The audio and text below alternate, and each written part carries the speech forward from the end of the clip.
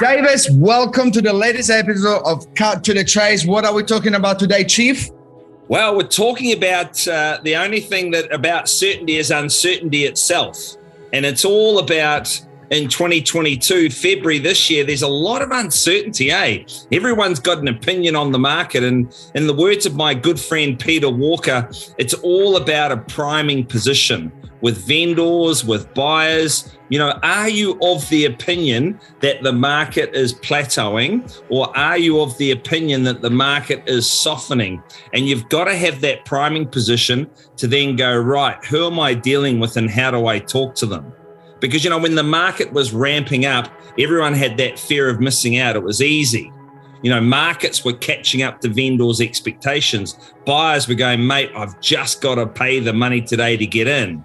Now, they're in those two trains of thought. I had an auction on the weekend and it, you know, sold for a record price at $1,811,000 because they were residual buyers that were in the market before. They thought, you know, the market's just plateauing based on their priming position of what they've seen in the past.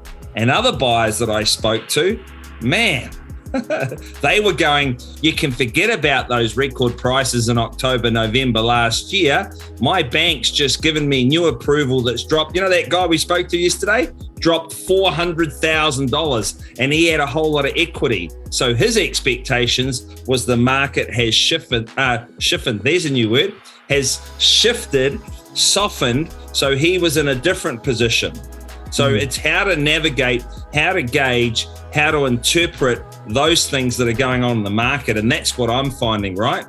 How about you, Diego? Well, 50% of the buyers do think the market is going down, and surprisingly, 50% just thinks it's going to plateau. I'm on the first sort of camp. I've seen a little bit of a drop where I am, actually a considerable drop in some instances, but it's quite interesting talking to some of them because you're right. If you're residual, if you've been missing out for 4 months, perhaps you don't see that much of a drop. And it's just testament that, yeah, this week there's still sales happening. There's still people paying near what the vendors want. And yes, some vendors sometimes are a little bit on the unrealistic side, but that happens even in a good market, Davis, right? They're always 10%. In a climbing market, vendors always sit above it.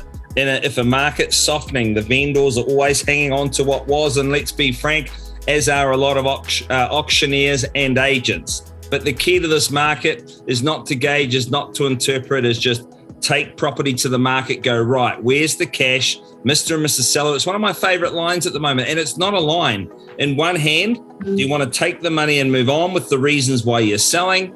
Or in the other hand, do you want to keep your property? The decision is yours. We sell property and we get out of the way of prices and what people shouldn't or should not expect to receive. And look, today's price might not be the best, but probably better than what's going to be in a few weeks' time or in a few months' time, right? And look, the market is still going. So I think it's in your head, right? It's in your head. You can see the agents are already panicking, some of them. They're just stressing out. The open homes are not as busy. The phone doesn't ring as much. Well, ring people yourself then. It's just easy. You got to put energy in the market if the energy is not coming from the market itself, right? It's of course forward, but we've been a couple of times on a couple of different cycles. You more than me, obviously, but doesn't change the real estate market, does it? We have to create a market now. The market's not going to put energy into the market. So in our words of our good friend Peter Walker, priming position, ask questions, see where buyers and vendors are sitting, what's their opinion, and then you can deal with it and help them move on with their lives. We love selling property, don't we? We are not sales prevention officers. Have an amazing day, Davis. I will see you next time. You too. Get what you need, not what you deserve.